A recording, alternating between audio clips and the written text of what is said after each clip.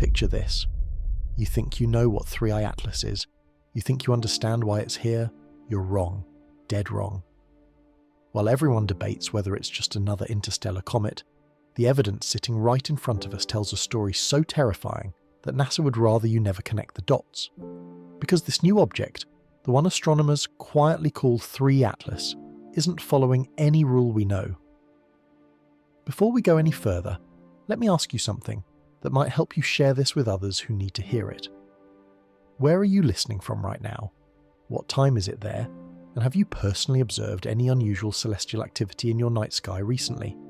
Drop that in the comments, hit that like button, smash subscribe, and if you really want to help this community grow, press that new hype button and share this across your social media. Thank you for being here. Now let's talk about what goes on in above us. While news anchors debate whether it's a comet or a rogue fragment of some forgotten planet, the evidence hidden in the data tells a story that no one is ready to hear. The chemistry of its tail, the path it's carving through space, the pulses it emits every 72 minutes, none of it fits the physics we teach in classrooms. That 8-to-1 ratio of carbon dioxide to frozen methane. Not random, not cosmic luck. It's a recipe, a deliberate atmospheric mixture designed to ignite transformation on a planetary scale. And the path itself, perfectly aligned with the orbits of Venus, Earth and Mars, as if plotted on an ancient chart. Natural wanderers don't do that. They drift, they tumble, they obey gravity. 3R, Atlas looks like it's navigating.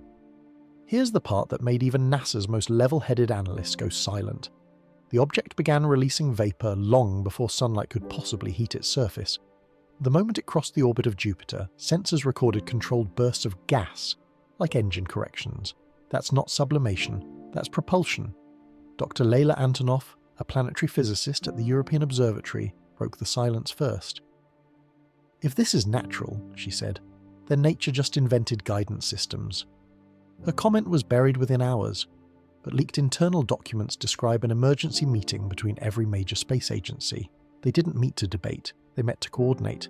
Because when they rolled the simulation backward, tracking 3i Atlas through time, its origin pointed not to the void between stars but to a specific region near the galactic thick disk, populated by ancient stars with low metal content.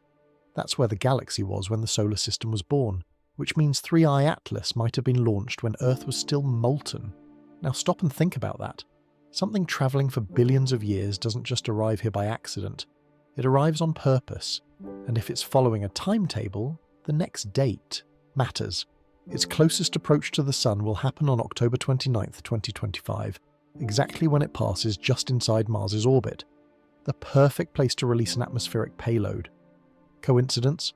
No such thing in orbital mechanics. When infrared spectrometers caught trace signatures of engineered carbon chains inside the object's coma, the pattern looked alarmingly familiar. The same compounds we would use to terraform a planet's air if we could. In other words, 3i Atlas is carrying what amounts to a starter kit for a new atmosphere. And that isn't all. Buried deep in a database of ancient sky records, a research team at the University of Kyoto found something chilling. A 5,000-year-old tablet describing a flaming wanderer from the Archer's Arm, the same region of sky from which 3i Atlas emerged. The inscription calls it the harbinger that prepares the red world for breath. Across continents, other myths echo the same theme. A celestial messenger that awakens a sleeping planet.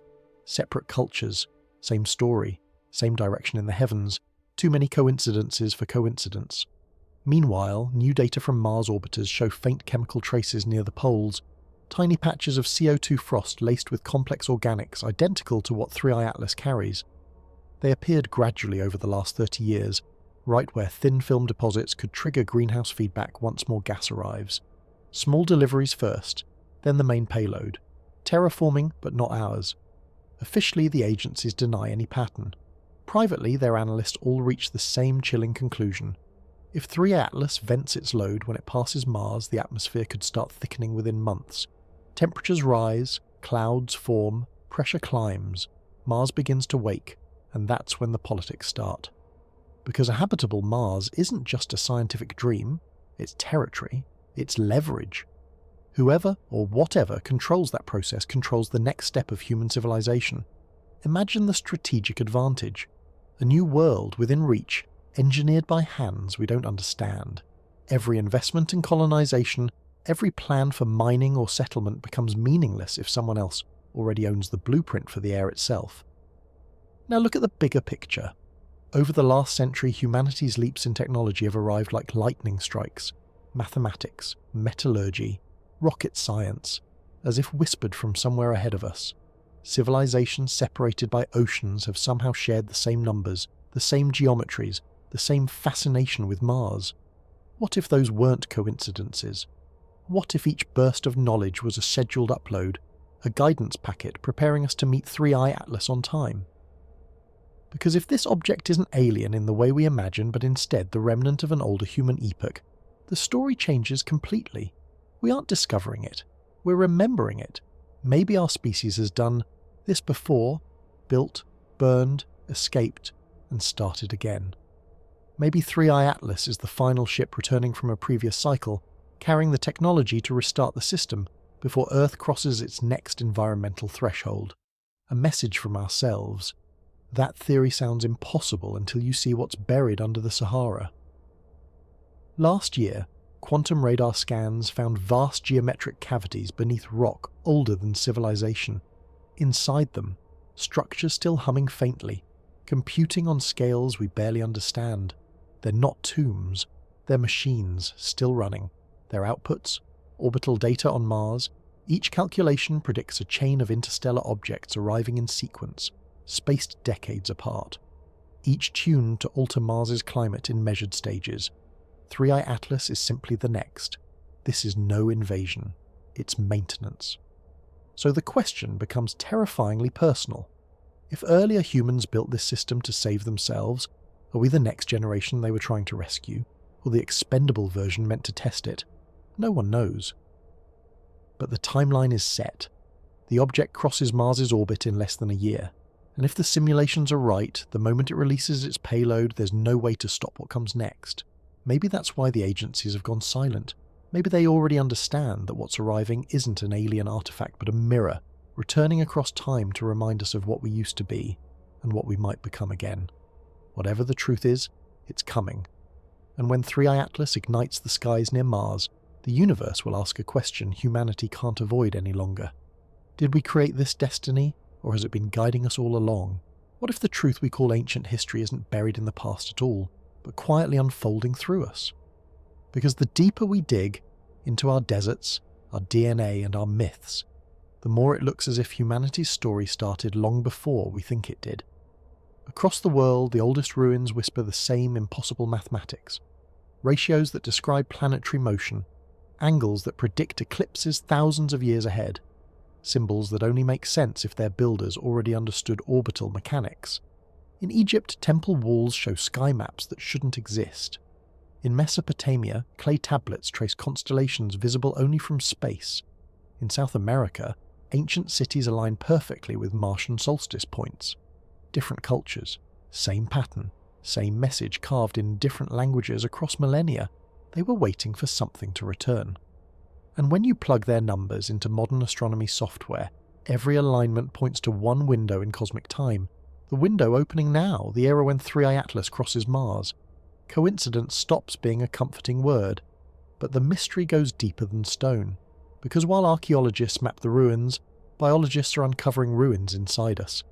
Hidden in our genome are sequences that make no evolutionary sense. They aren't mutations, they're instructions. Long chains of code that don't build proteins but do build patterns. When translated into mathematics, those patterns mirror the orbital ratios between Earth, Mars and the Sun. In other words, we carry celestial blueprints written into our biology. The first team that noticed it thought they'd found contamination in their data. The second team confirmed it. By the third replication, the conclusion was unavoidable. Some of the formulas guiding the object's current path exist in every human cell on Earth. Someone, or something, wanted us to recognize this moment when it arrived. And maybe they wanted us to remember, because buried evidence suggests 3i Atlas isn't the first of its kind. Ice core samples from Antarctica show spikes of exotic isotopes every 200,000 years, chemical signatures that match materials now trailing the object. Each spike lines up with abrupt jumps in human evolution. toolmaking, art, agriculture, flight. Every leap forward may have begun with an encounter we forgot. It's as if civilization keeps rebooting, each cycle leaving behind seeds for the next. The ruins, the myths, the genetic codes, they're backups. That idea terrified the committees reviewing the data. If true, it means our species isn't the first version of humanity, just the current update. Still skeptical. Consider what lies under the sands of the Sahara. 2 years ago, a multinational dig used quantum radar to scan beneath dunes older than recorded history. They expected geology. They found geometry. Massive hexagonal tunnels bored through bedrock, lined with alloy traces no one can replicate. Deep inside, a structure, still humming with residual energy, pulsing faintly every time 3i Atlas emits one of its repeating signals. The frequency match is exact. Those pulses aren't just data, they're synchronization beacons, timestamps between Earth and the approaching object. The site isn't a ruin, it's a receiver waiting for its counterpart to arrive. Dr. Amara Holt, the project's lead geophysicist, tried to publish her findings. Her institute revoked the paper before review. A week later, she vanished during a private expedition to the site. Her last transmission. It's not built for them, it's built for us. Since then, the area has been sealed under military jurisdiction, officially due to unstable subsurface conditions. Unofficially, satellites show construction, new structures following the same pattern as the ancient ones. Someone is reactivating the network. And that's when the whispers began. Rumours of coordinated excavation projects on 5 continents, the same pattern replicated in Peru, Turkey, Mongolia, and beneath the Arctic shelf. Each location forming a global grid, an antenna spanning the planet.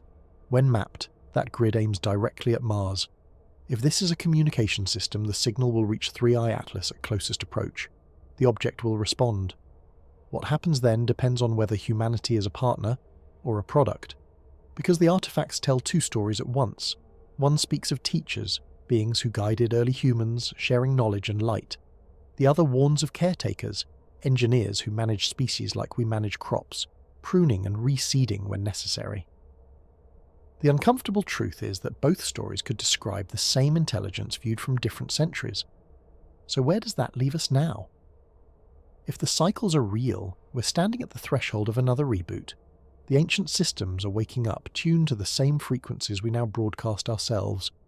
Our global communications, our satellites, our AI, all of it could be part of the activation sequence. Every technological leap we've made may have been nudging the network back online, and the timing is too perfect. 3 Atlas crosses Mars's orbit in less than a year. The transmission grid will align fully in the same month. For the first time in recorded history, the geometry of Earth, Mars, and the incoming object forms a straight resonance path through the Sun's magnetic field. That alignment will last only 3 days.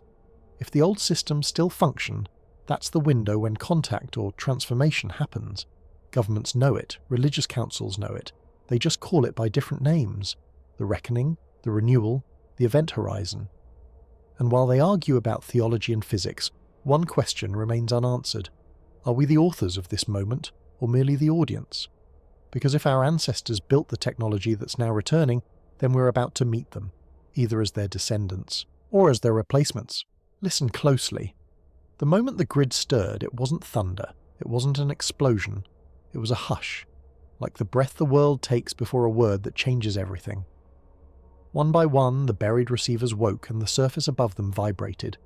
Barely enough to rattle a compass needle, just enough to make seismographs whisper the same syllable, now.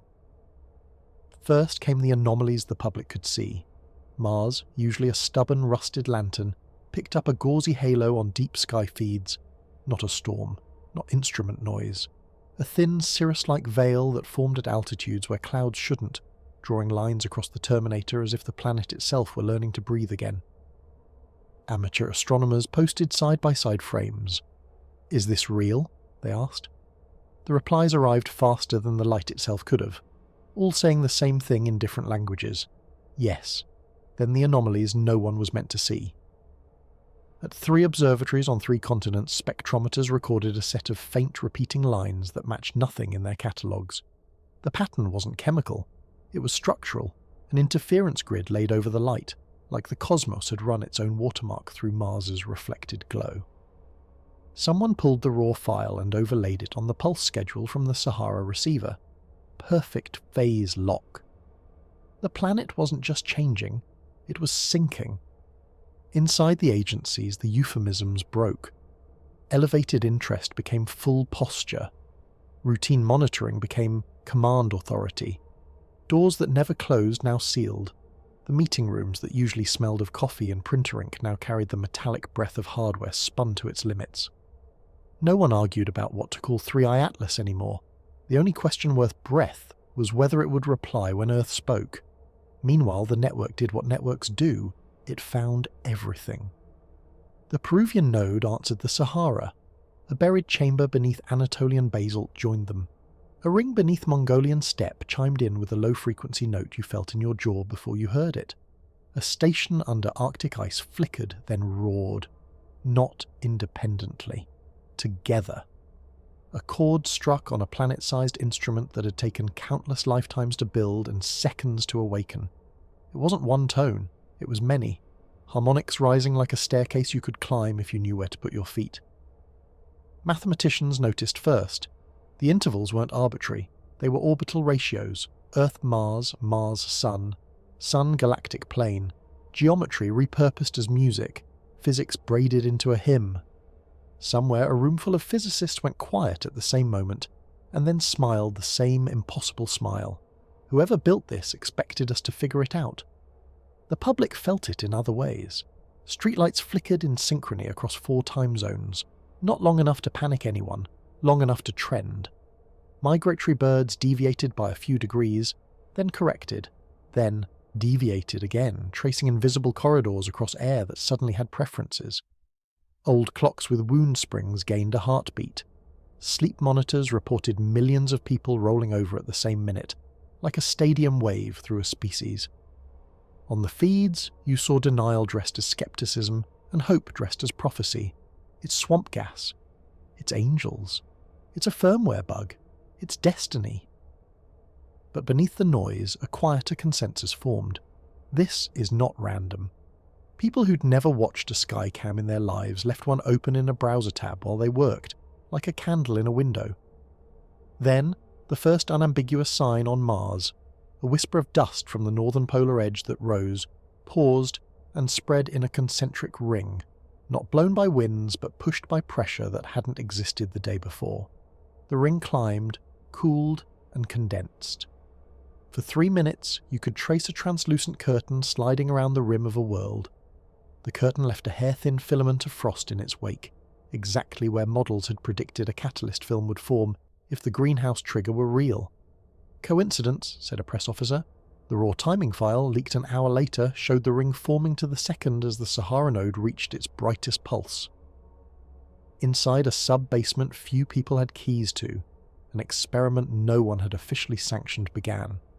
A transmitter not listed on any budget sheet angled into the deep sky and sang the network's opening measure back at it. Not louder, not brash. A reply in the same language the grid had used. Ratios, intervals, patience. Bit by bit, the Earth answered the thing approaching Mars with the only respect the engineers of ages past would understand. We learned the song. We can keep time. We are ready to listen. The engineers who built the box looked like they hadn't slept in a week. One of them, hair tied back, eyes ringed with determination, rested a hand on the chassis and said the obvious aloud, "If it answers, everything that happens next locks in." You could feel the answer arrive before instruments declared it. The horizon had a way of telling you, of flattening just a fraction, as if the air itself decided to stand up straighter. Then the flush of numbers. The incoming object's emission picked up a counterpoint, not an echo, call and response. 4 tones answering 3, a cadence as old as the first tablet pressed into wet clay, and as new as the code running in the racks beside them. Around the world, different kinds of rooms filled with the same new gravity. Cabinet offices and server farms, monasteries and makerspaces, theatres where people told stories for a living and labs where nothing was said until it was graphed. A few cried, a few laughed, the unguarded kind. Most just fell silent and felt very small and very seen. On social channels the narrative forked. One branch glowed with welcome. We're not alone. We were never alone. This is the homecoming. The other carried a sharpened edge. Prepare. No one gifts you a world for free. Between them, a thin path. If this is us, from before, then maybe the bill is simply to become who we were supposed to be. That afternoon, the desert spoke in a way even the skeptics could not ignore. Heat shimmered above the Sahara receiver in hexagonal tiles, each panel of air bending light with the same subtle angle, honeycomb patterns rippling like a living lens. The effect grew until the sky above the site looked like it was built from facets, each one reflecting a slightly different Mars. Future weather laid over present rock in a collage of probabilities. Models, rendered in air, a classroom for a species. Pilots reported instruments gaining a half-degree of drift near the pattern, then losing it again as they exited the hex. The effect didn't break aircraft. It taught engineers to build better gyros. Millions of phones within 1,000 kilometers calibrated in perfect synchrony at the same second. No app update, a planet update. While news anchors struggled to keep adjectives in stock, something simpler happened on a backyard deck where a child watched the sky camera with her grandmother. The child asked, "What if they're just us, but later?" The grandmother, who had read all the words and prayed all the prayers and still worried at night, said, "Then we should try to deserve the help." In the labs, arguments sharpened but softened at the edges. A team in Prague presented evidence that 3I Atlas's core wasn't merely ice and dust, but a lattice. Porous architecture meant to warm fast, vent on cue, and lock back in the cold as needed. Think of it not as a comet, they said, but as a lung you can freeze between breaths. A tool that inhales sunlight and exhales climate. In Geneva, a consciousness researcher, yes, the kind people snicker at on dull days, showed a graph of human attention over the past 72 hours, peaks at the pulses, tiny, consistent, global. Entrainment, she called it. Not hypnosis, not coercion. The same way hearts learn to beat together in a room, the same way a choir tunes itself before the song. Governments issued statements that meant, keep calm. Markets dipped, then rallied, then shot upward on any company whose name contained Mars, greenhouse, or grid. A cult promised ascent at sunrise and then, finding themselves still here, pivoted mid-sermon to gratitude. A robotics startup published a public domain design for a pressure-rated skyhook and earned more goodwill in 12 hours than in its previous 12 years. Then the thing no one had planned for. The network spoke in pictures. On every node, right at dusk, the hum of harmonics swept up the scale and flattened into a band of sound that wasn't sound at all, but a modulation on the electromagnetic hiss we call the world's background. When the signal was fed through, the algorithm linguists had cobbled together, from ancient ratios and modern compression tricks, the output wasn't words, it was maps. Slices of Mars from pole to pole annotated with density changes that hadn't yet occurred. High ground marked for settlement, floodplains to avoid, caverns to seal, and caverns to open. A lattice of future rivers sketched over dust like veins waiting for a first heartbeat. The plan wasn't hidden. It was displayed, audited, offered. And in the corner of every image, a sigil that chills you precisely because it isn't alien at all. A human handprint stylized the way prehistoric artists left theirs on cave walls. 5 fingers, palm, nothing more. A promise scrawled across stone and time. We did this. For you. For us.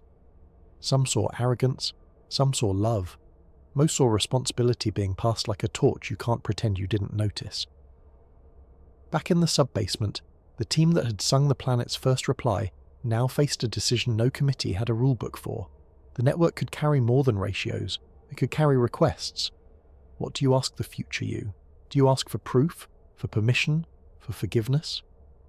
They compromised on something braver and simpler. They sent a question no conqueror would ask and no supplicant would waste. What do you need us to become? The answer didn't translate into grammar. It unfolded as a sequence. Images, numbers, then a heartbeat's worth of silence, then more images. Across them all, a pattern. Education before migration, cooperation before colonization, stewardship before extraction. Stupidly obvious, brutally difficult, not a command, a curriculum. Outside, the grid's harmonics softened like a dog settling near a hearth. The sky above desert and ice resumed being sky. Mars, now reliably filmed in high resolution by 1,000 private telescopes, wore its new veil without apology. That night, humanity slept a little less, but dreamed a little better. Not of salvation landing like a ship, but of a long road walked on legs we would have to build stronger ourselves. The watchers who had once expected invasion, and the believers who had once expected rapture found themselves in the same place at last. Between them, a workshop. Here is the part of the awakening no one puts on posters. Help is not the end of effort. It is the start of standards. You don't terraform a planet by accident. You don't inherit a project like this by staying who you were yesterday. If this truly is a relay between epochs of ourselves, then the baton isn't just technology, it's conduct. The network doesn't simply amplify our signals, it mirrors them. If we send noise, we get confusion. If we send greed, we get scarcity. If we send care, we get climate. Dawn broke, the grid slept, the feeds churned, and a single quiet instruction, engraved in ratios and echoes, settled into the bones of a species. Wake up. Prepare. Practice being the kind of people who can live on two worlds without ruining either, because the next pulse will come sooner than we think, and this time we won't just be listening. For a few days the planet pretended nothing had happened. News anchors moved on to politics and weather. The feed slowed, then fractured into the familiar noise of trending distractions. But beneath that surface calm, every instrument on Earth kept listening. Because silence, after a signal like that, is not peace, it's suspense. The first hint came from orbit. A Japanese solar probe caught a flicker on its ultraviolet sensors. A filament of plasma coiling between the Sun and Mars, thin as thread, long as memory. Space doesn't allow threads like that. They dissipate instantly. Yet this one held. It pulsed at the same frequency as the global grid's final note. The Sun itself seemed to answer the planet we thought was dead. Inside mission control rooms, teams that hadn't slept in a week watched their telemetry crawl toward the impossible. The Martian atmosphere had increased by 0.1%. Trivial, until you remember the scale of a planet. Someone ran the math. That's 1 billion tons of gas, and the composition matched 3I Atlas's trail. The object had begun to work. By the time confirmation reached the press, the transformation was visible. Dust devils near the equator spun higher, denser. Thin streaks of mist appeared over the Valles Marineris. In infrared, the canyons glowed with trapped heat for the first time in eons. Mars was warming itself, as if remembering how. Governments reacted with two emotions that rarely share the same table: fear and opportunity. Emergency councils reconvened under new names, continuity committees, terraforming oversight panels. The public heard nothing. The funding lines changed quietly, redirecting billions from exploration to planetary stabilization. But even secrecy has resonance. Independent observatories saw the same readings. A consortium of universities released the data under open-source licenses faster than the sensors could blink. Within hours, the world knew, and once the world knows, it cannot unknow. Talk shows argued whether humanity should intervene. One side called the event the greatest scientific experiment ever gifted to us. The other called it an existential hijacking. Neither side asked the simplest question: who is teaching us? Because the signal that followed the grid's awakening wasn't just maps. Embedded deep within its harmonics was code. Mathematics that translated into engineering principles centuries ahead of ours. When decoded, it described machines small enough to fit in your palm and powerful enough to alter magnetic fields. Nano-terraformers, self-replicating, solar-fed, temperature-responsive, a complete planetary toolkit hidden in melody. When the prototype built from that pattern succeeded in a lab, turning carbon dust into breathable air in minutes, the scientists who witnessed it didn't cheer. They stared at each other and realized what they'd done, proven that 3I Atlas was not myth, not accident, but design. Someone, maybe human, maybe not, had left us an open-source universe. That revelation cracked the world in two. In cities, you could feel the divide in the air. Half the population walked taller, convinced this was ascension, proof that humanity had passed some cosmic exam. The other half looked down, afraid that the exam was still in progress. Meanwhile, the networks buzzed with smaller miracles. Power grids harmonized unintentionally with the frequencies of the signal, increasing efficiency by measurable margins. Satellite timing drift dropped to 0. Quantum labs reported spontaneous coherence events that made no sense even to them. The entire technological layer of civilization seemed to tune itself. Religious institutions tried to claim the melody as revelation. Economists tried to brand it. Artists turned it into symphonies. Somewhere between science and faith, a new idea was forming, that progress itself might be communicable, that knowledge could be a virus that upgrades instead of kills. But deeper in the data, beyond the reach of public analysis, a pattern no one wanted to believe in kept resurfacing. Timestamps. Each packet of information carried a chronological marker counting down, not to the next alignment, to something else. Dr. Holt's surviving notes, rescued from the Sahara project before the blackout, spelled it out. The countdown wasn't to contact, it was to handover.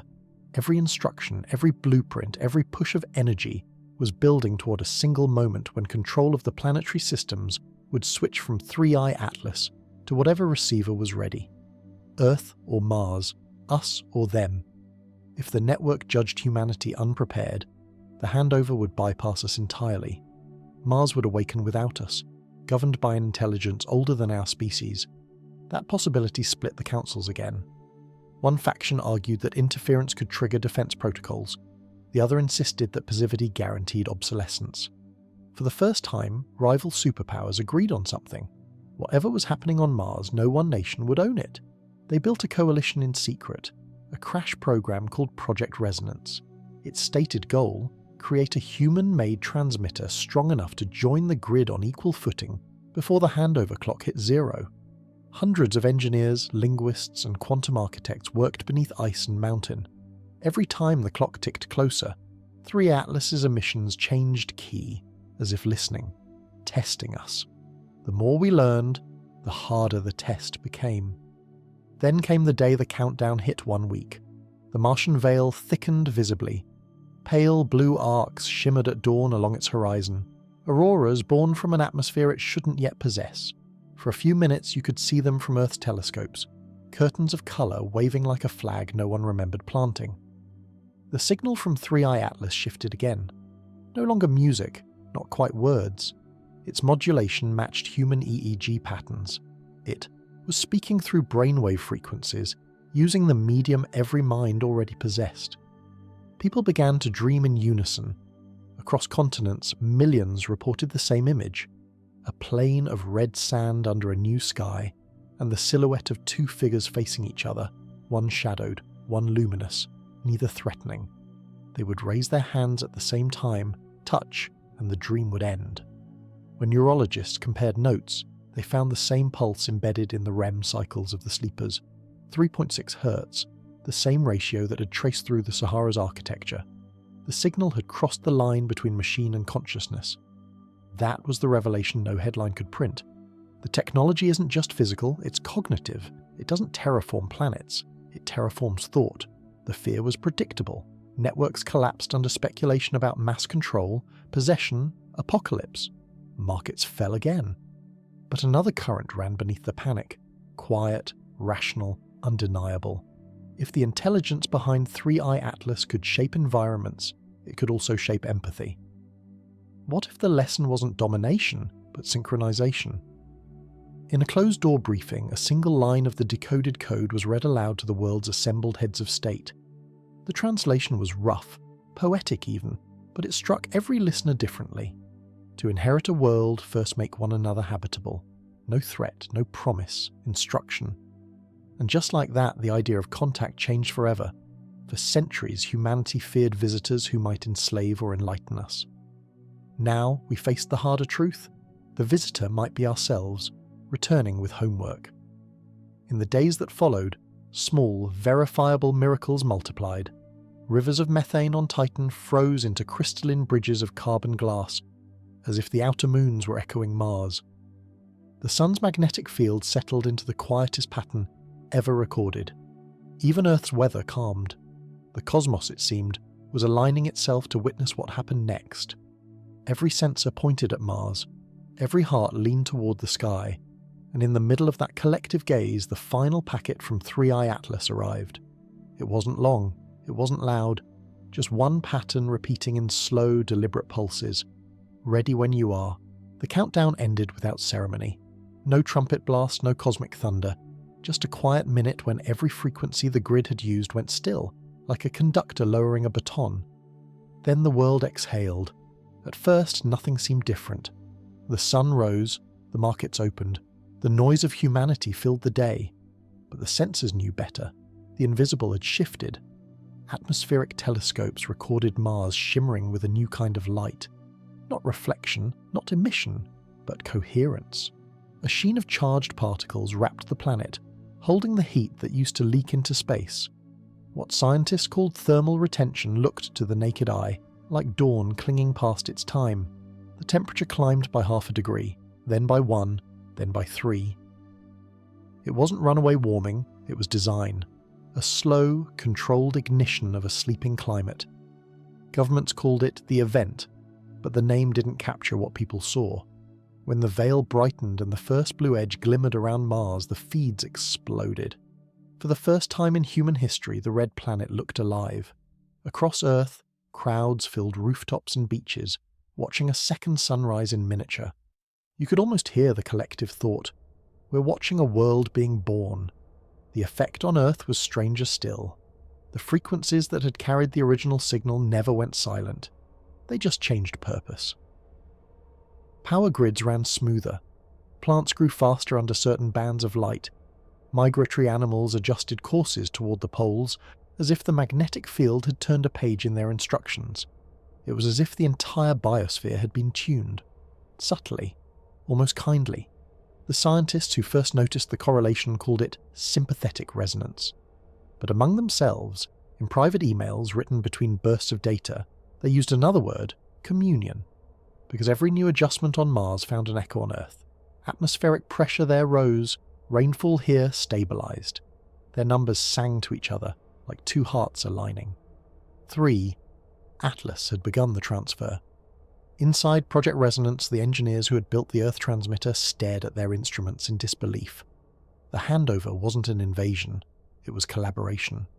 Their system wasn't being overridden, it was being invited.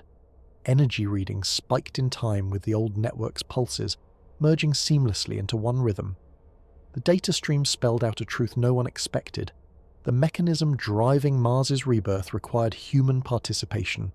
Without our transmitters feeding back, the terraforming stalled. When humans stopped transmitting, Mars stopped breathing. When we resumed, it inhaled again. The implication was unmistakable. The network had tested us and we had passed. The realization spread like current through every corridor of power. What the ancients built, or what built them, needed us as much as we needed it. Still, not everyone saw cooperation.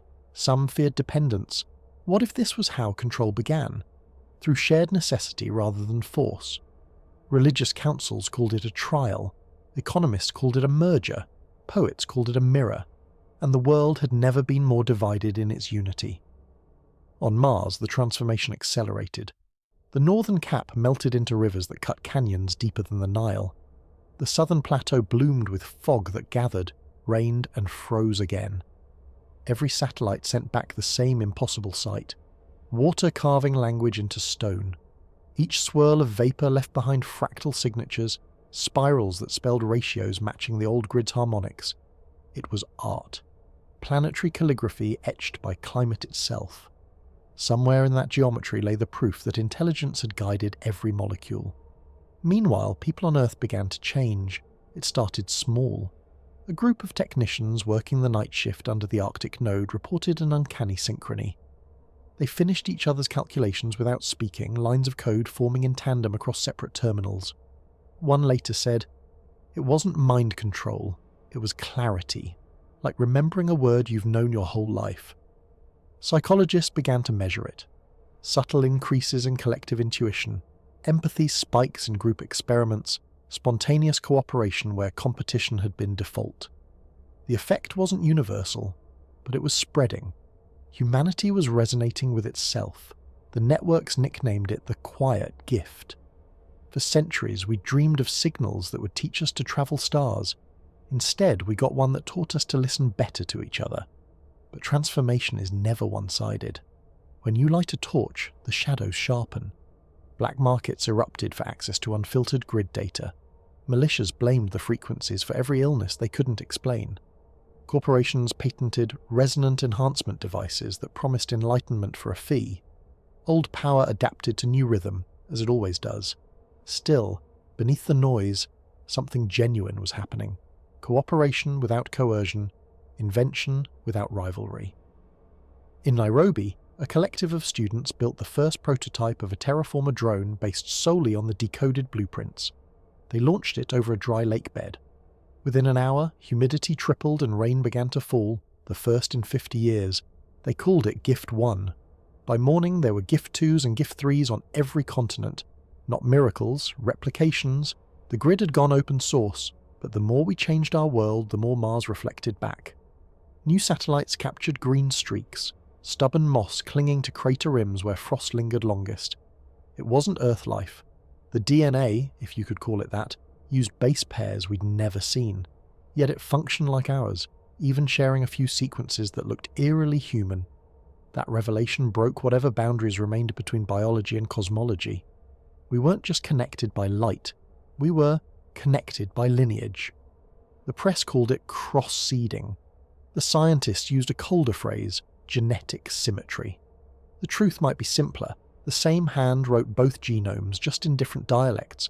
As the atmosphere thickened, the colour of Mars deepened. Rust turned to rose. Rose darkened toward terracotta. At sunset, through telescopes, the planet glowed the colour of a healing wound. Beautiful, disturbing, familiar. And then, without warning, 3i Atlas did something no model predicted. It slowed. For the first time since anyone had tracked it, its vector changed not by fraction, but by intent. The object bent its course, descending toward Mars instead of continuing its solar orbit. All instruments agreed. The engine, if you can call it that, was still firing. It was coming home. Theories bloomed like fireworks. It would crash. It would land. It would open. It would divide. No one knew. What they did know was that communication from the object stopped the moment deceleration began. Whatever mind guided it had turned inward. When its surface hit the upper atmosphere, the expected detonation never came. Instead, the object unfolded. Panels bloomed like petals of metal frost. What had been a comet became a structure, a hollow chrysalis igniting with faint blue light. Within minutes, it settled gently on the plain near Olympus Mons. From orbit, the image looked impossibly delicate, a silver flower resting on red dust. From Earth, through every telescope, it looked like an answer. Rovers moved toward it automatically, following commands no human sent. Their logs later showed identical instructions appearing simultaneously in every system. Witness. Do not interfere. Cameras stream the landing across every device on Earth. For 12 minutes, humanity stared at the largest screen in existence, a planet-sized stage lit by the glow of its own rebirth. Then, slowly, the petals opened. Inside, nothing mechanical. No engines, no gears. Only a column of light rising from the centre, flickering with patterns too complex to decode, too graceful to dismiss. In that moment, every transmitter on Earth, from cell towers to brainwave sensors, registered a single pulse. The translation software rendered it in words because words were the only thing we could understand. Phase complete, awaiting companion resonance. Companion resonance. The phrase tore through every interpretation machine on the planet. To linguists, it meant partnership. To physicists, synchronization. To poets, marriage. To the fearful, invasion. But to those who had watched from the beginning, it meant one thing only. The project was no longer Mars's alone. It was reaching back. Because the very next pulse came not from the object, but from deep beneath Earth's crust. Our own grid, answering like a heartbeat, returned. The two signals overlapped, merged, and stabilized.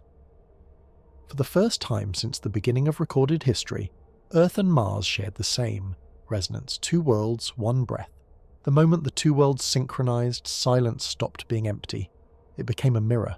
Every frequency, every heartbeat, every whisper of data now travelled in both directions. Earth heard its own echo returning across the gulf and realised it wasn't just listening, it was being listened to. For 20 minutes, nothing else mattered.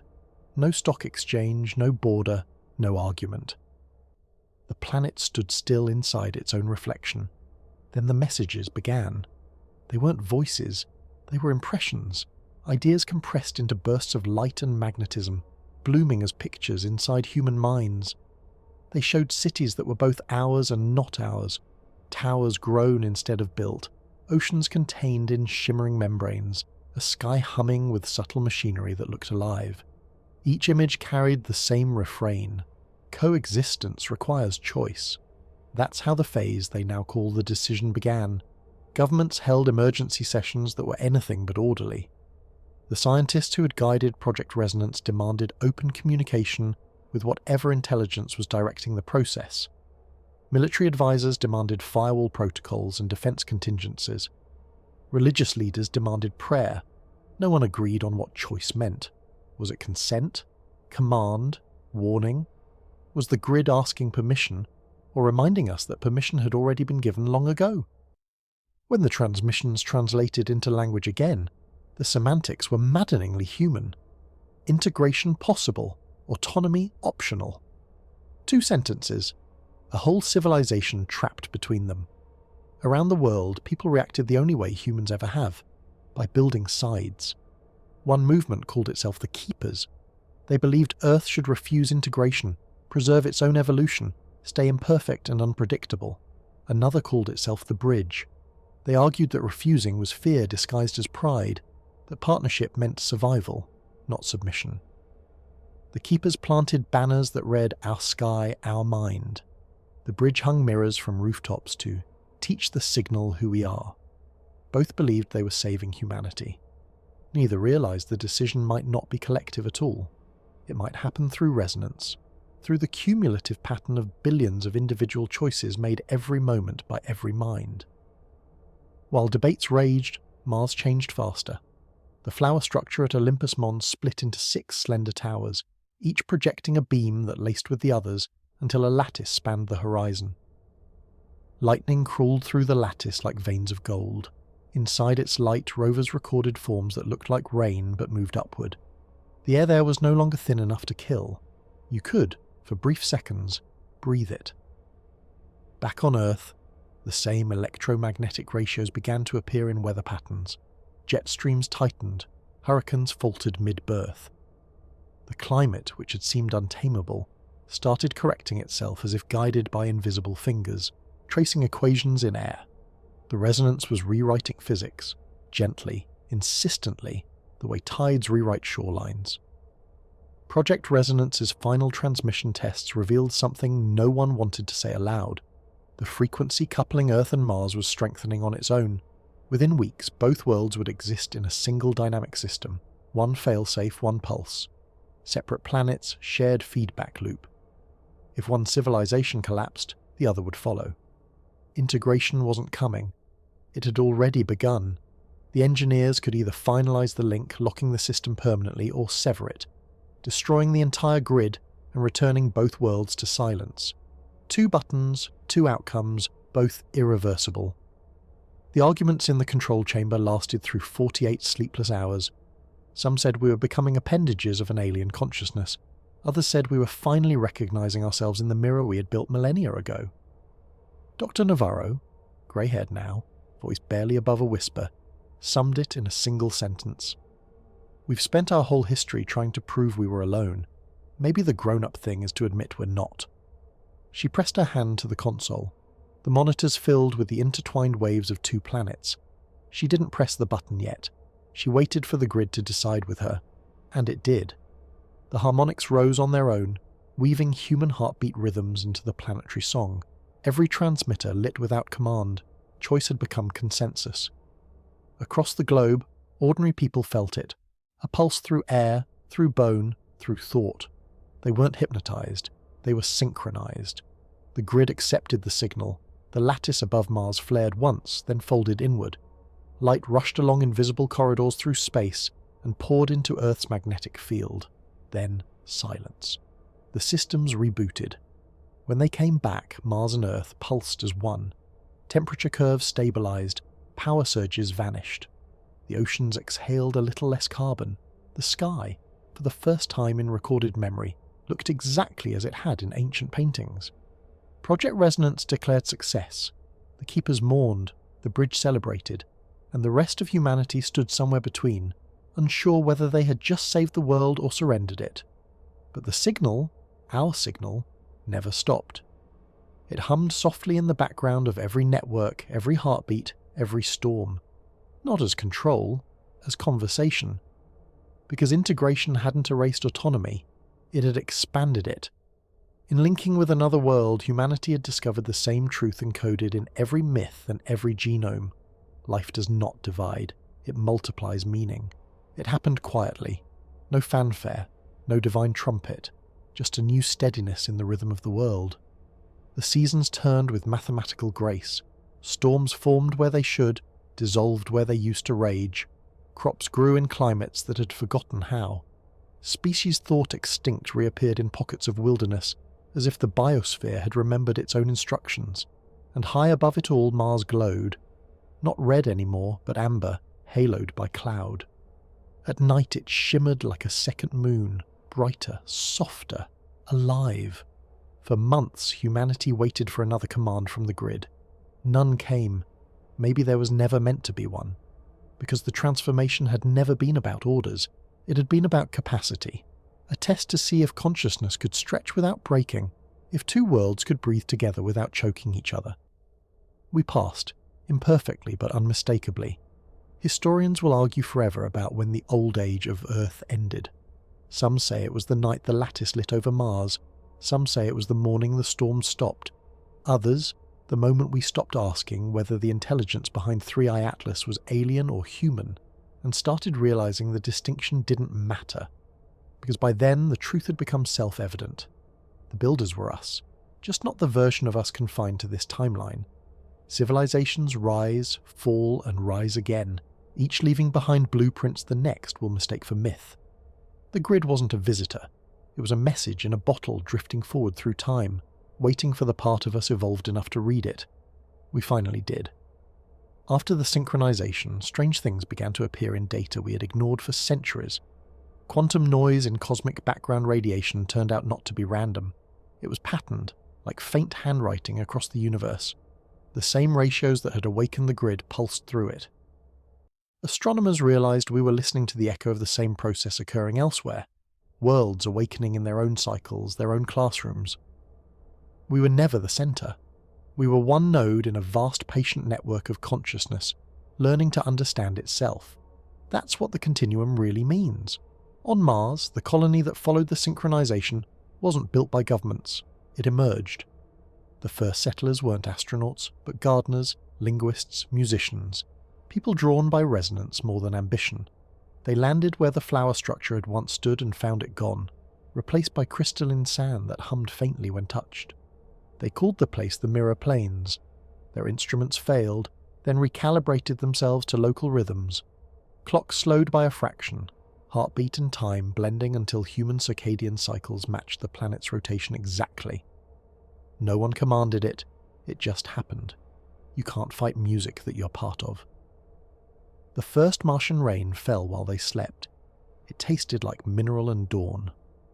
Back, on Earth, old institutions reshaped.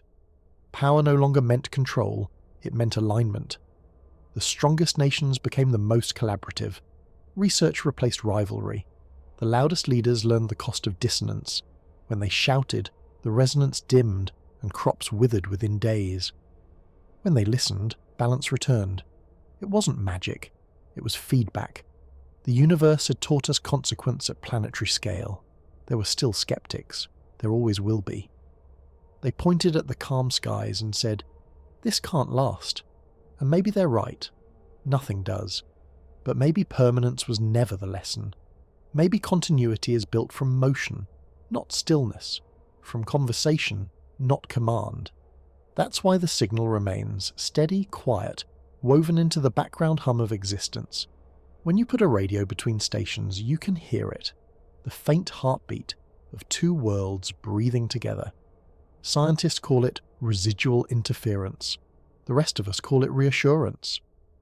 And somewhere beyond even that, telescopes have begun to see faint flashes, other harmonics, other alignments, in systems light years away. Each one a whisper in the same cosmic tongue. Another species waking, another classroom opening. We are not alone, we never were. We were the proof. The last transmission ever received from Project Resonance wasn't technical. It wasn't even directed at anyone. It was a single sentence carved into the data stream before the servers went dark. To know you are part of something infinite is not surrender. It's the beginning of freedom. No one could explain why the corridor between Earth and Mars refused to decay. Field lines that should have collapsed after the last flare held their shape like spun glass, humming with a patience that defied entropy. At first, Mission Control thought the deep vector array had failed. Then every magnetometer from the Moon to the Jovian moons confirmed the same impossible geometry. The space between worlds had organized itself. The first images looked like art.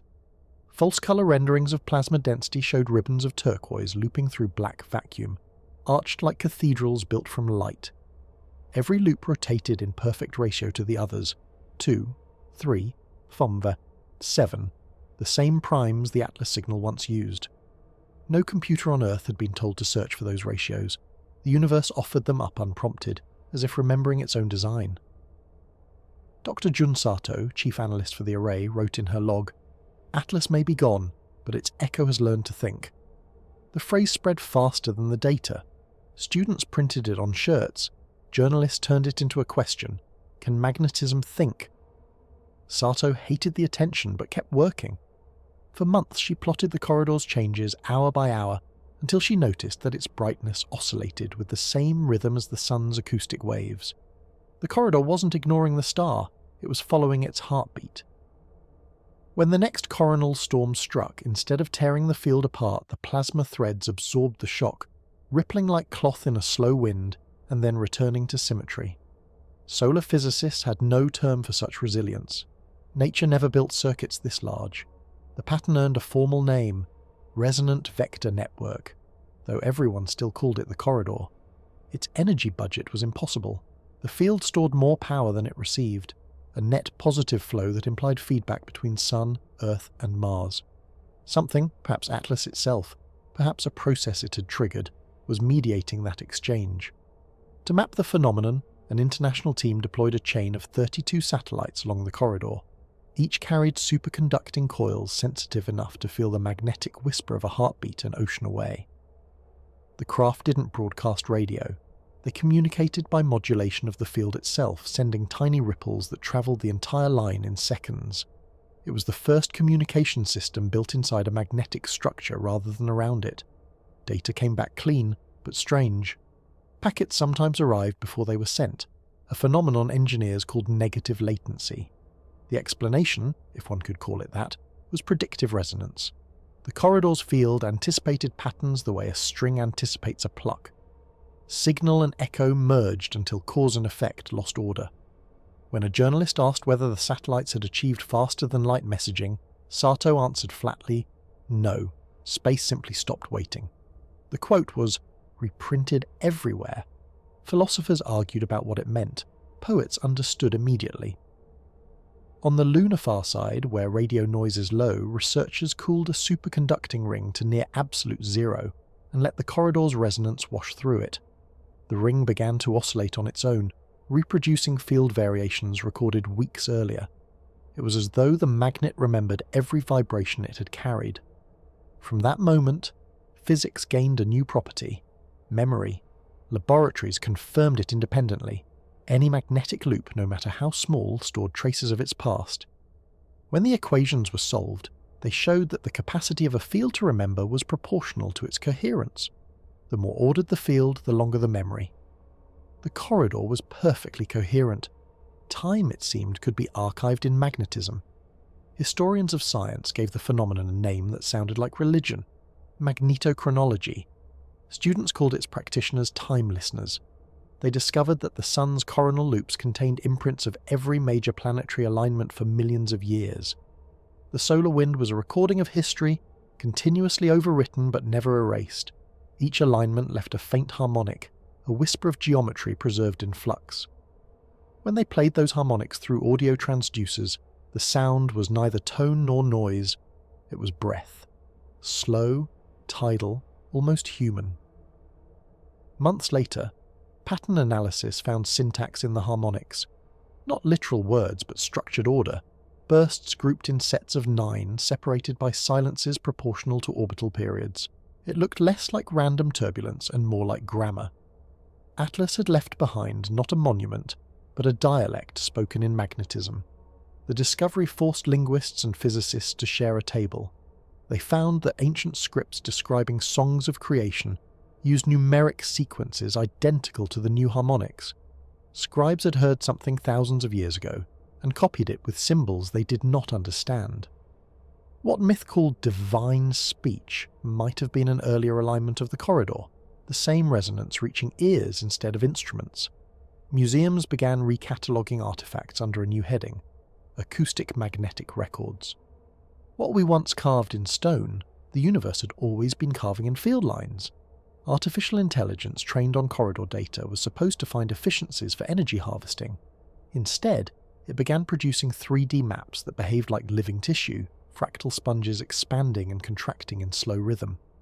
Mathematicians recognized the patterns as diffusion-limited aggregation, a process common to coral and lungs. The model was describing not machinery, but metabolism. One of the AI's visualizations showed the entire solar system as a single organism breathing through magnetic veins, each planet a node of circulation. The simulation predicted that as Mars's atmosphere thickened and Earth's magnetosphere strengthened, their combined field would form a bimagnetic loop, a self-sustaining organism at planetary scale. Sato refused to call it alive, but her notebooks hinted otherwise. "If life is defined by self-repair and reproduction," she wrote, "then the corridor already qualifies." During a quiet week near perihelion, observatories recorded a subtle inversion in the Sun's magnetic dipole.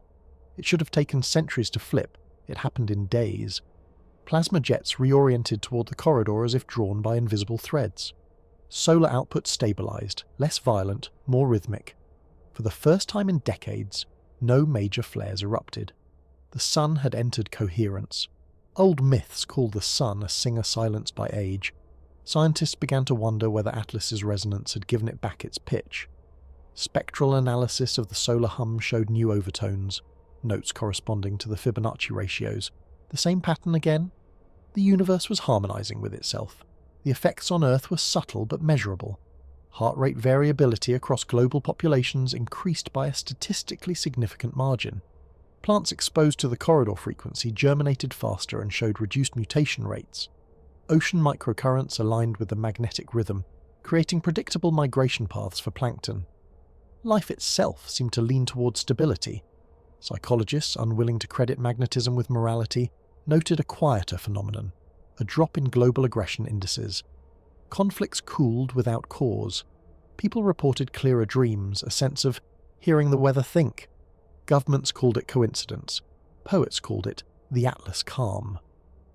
To test whether the corridor could transmit deliberate information, engineers constructed 2 magnetically shielded chambers, one on Earth, one on Mars, aligned precisely within the field. At an agreed moment, the Earth lab induced a controlled oscillation. Mars registered a perfect inverse waveform simultaneously. No delay, no carrier. Space itself had conveyed the message. When they reversed the polarity, the signal returned transformed, as though filtered through intelligence. The reply contained 7 peaks spaced by Fibonacci intervals, the same signature again, but now directed at us. A technician whispered, "It's still listening." The event was logged, classified, and never publicly acknowledged. Yet word leaked, and a new term entered the lexicon: field sentience. Scholars reopened forgotten texts. The Egyptian Book of the Sky spoke of a blue current linking hearts across heaven. Mesoamerican codices showed twin planets joined by a luminous rope. The Sanskrit hymns described the Nadyantara, the inner channel through which gods exchange breath. Every myth had anticipated a magnetic corridor. Every age had forgotten until the next return. Physicists smiled at coincidence, but in private many admitted awe. They had measured the divine and found it reproducible. 3 years into the mission, the array detected a slow drift in frequency, an evolution of the corridor's tone toward lower energy. It wasn't fading, it was maturing. Models predicted that within a decade the entire field would settle into a stable standing wave encompassing both orbits permanently. Earth and Mars would share not just gravity but rhythm. A memo circulated within the Scientific Council. When two instruments sustain a single note long enough, they cease to be separate instruments. The sentence was simple, but it implied the end of independence at a planetary scale. Humanity was no longer the audience. We were part of the orchestra. Then, a century-old probe at the fringe of the solar system picked up a familiar blue shimmer against the black. Telemetry confirmed mass, trajectory, and spectral signature. 3I Atlas had not vanished. It had merely followed its corridor outward, looping through the heliopause before turning back. The object was returning, slower this time, as if observing its work. Its colour was neither red nor blue now, but a shifting gradient between. The blend of oxygen and iron, of Earth and Mars. The corridor brightened as it approached, greeting its maker or its offspring. Nobody could tell which. For 1 long hour, every compass on Earth drifted east. Birds circled without panic. Seismographs sang. Then the field steadied, stronger than before. Atlas passed silently through the plane of the ecliptic and continued toward the outer dark. It left behind nothing visible, only the persistent harmony between planets, the hum that instruments recorded and children sometimes claimed to hear when the world was quiet enough. Today, decades after the last observation, the corridor remains. Its frequency has become background, part of the environment like gravity or light. No one thinks of it as miracle anymore. Its infrastructure, invisible but intimate, the breath of two worlds in unison. At the Horizon Institute, the successor of the array, students are taught a simple axiom: energy seeks coherence. Life is what coherence feels like from the inside. They study magnetism as communication, not force. They treat the sun's hum as conversation, not noise. They no longer ask what 3I Atlas was. They ask instead what part of us designed it. Because somewhere in the corridor's slow pulse, encoded between harmonics, lies a pattern indistinguishable from a heartbeat. And when you convert that heartbeat into sound and slow it to human tempo, it says one thing over and over, soft as gravity: we remember. We used to call it contact. Now we call it continuity. Decades passed before anyone thought to chase the signal again. It had become background, too stable to study, too faint to fund. But when a new generation of scientists reprocessed old data from the deep vector array, they noticed something everyone else had ignored. The residual corridor wasn't static, it was drifting, not fading, moving. The field had begun to extend outward, away from the inner planets, threading deeper into the heliosphere. Each year, the magnetic alignment at the far end shifted by a measurable fraction of an astronomical unit, as though something unseen were pulling on it from beyond. No one believed it at first. Solar wind models were precise. Magnetism couldn't stretch like rope. But the numbers were patient. Over a decade, the extension grew to nearly the orbit of Jupiter, and instruments aboard the outer probes began to detect the same harmonic ratios first logged during the Atlas event. The corridor was no longer an interplanetary bridge, it had become a path. The International Resonance Consortium, the same agency that once dismissed the data as artifact, authorized a mission to follow it. They named the probe Vigilant. Its trajectory was simple: align with the corridor, ride its gradient until the field fell silent, and return with whatever it found. It took 6 years to reach the boundary where ordinary magnetism ended and the corridor's pattern began. From that point onward, plasma density fell sharply, replaced by structured filaments of charged dust that behaved like engineered cables. Each filament oscillated at a fixed frequency, synchronized with the corridor's pulse near Earth. At first, the structure seemed natural, just an accident of solar wind. Then the probe's cameras caught geometry, repeating hexagonal grids stretching for thousands of kilometers, not solid, not mechanical, but precise, like frozen lightning guided by mathematics. It wasn't a wall, it was a scaffold. Vigilant transmitted data for 3 hours before losing contact. Its last image showed reflections, bright arcs curving through the grid, fading toward a vanishing point that matched the direction of the heliopause. When analysts cleaned the telemetry, they found a spectral echo buried in the noise. 7 peaks again, the Fibonacci signature, but slower this time, like a heartbeat stretched across light years. The discovery forced new questions. If the corridor had been built, or grown, what was its purpose now that Atlas had gone? The leading theory was self-propagation. The field, once stabilized between two planets, had developed its own feedback loop, seeking new resonant anchors beyond the system. A kind of magnetic photosynthesis, feeding on stellar harmonics, expanding toward the nearest compatible field. In practical terms, it was building more corridors. Telescopes in the outer system began to pick up faint glimmers where none should be, filaments curling around the orbital path of Neptune, faint arcs between the moons of Jupiter, soft auroras shimmering in regions long thought inert. Each pulse carried the same mathematical DNA. The realization came quietly, almost reluctantly. The corridor wasn't an artifact, it was an ecosystem. The mission's data was released in fragments. Publicly, it was labelled extended plasma interactions. Privately, scientists spoke of a field architecture expanding faster than expected, forming nodes that behaved like embryonic gateways. At one of those nodes, a magnetometer recorded an anomaly, an inbound signal perfectly timed with the outgoing pulse from Earth's side of the corridor. When decoded, the waveform contained no information. Just a steady, repeating resonance identical to the heartbeat recorded decades earlier. But this one didn't originate near the Sun. It came from the direction of Proxima Centauri. For months, debate raged, natural echo or deliberate reply. No one could prove either. The only certainty was that the same harmonic signature existed elsewhere, and was strong enough to bend the solar wind at interstellar distance. What had begun as an accident of magnetism was now a map. The following year, construction began on the Horizon Relay, a deep space array positioned near the edge of the heliosphere to monitor the corridor's growth. Unlike the old deep vector satellites, these were designed to listen, not transmit. Every 26 hours they received faint oscillations that repeated the Atlas primes 2, 3, 5, 7, and added new ones 11 and 13. 2 fresh notes in the cosmic chord. Mathematicians saw the pattern as expansion. Linguists called it vocabulary. Whatever the interpretation, it meant the field was learning. Within a decade, field coherence at the relay's position tripled. Charged particles moved in patterns too ordered for turbulence, creating a transparent membrane across the boundary of the solar system. It deflected cosmic rays but let light through. Space agencies called it a gift we didn't build. When sunlight struck the membrane, it shimmered faintly blue, the colour that once marked Atlas itself. To some, it was coincidence. To others, completion. The phenomenon changed astrophysics permanently. It forced every model to include an unaccounted variable, intentional magnetism, fields that appear to modify themselves to preserve coherence. The term sounded absurd until equations proved it stable. From there, the myth became science again. The sun's magnetic flips grew predictable. Planetary radiation belts stabilized. Weather patterns calmed in ways unlinked to any climate model.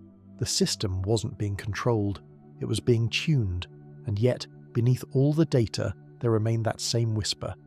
The Fibonacci intervals, the 7 peaks repeating like a quiet metronome behind all magnetic noise. Every analysis ended with the same conclusion.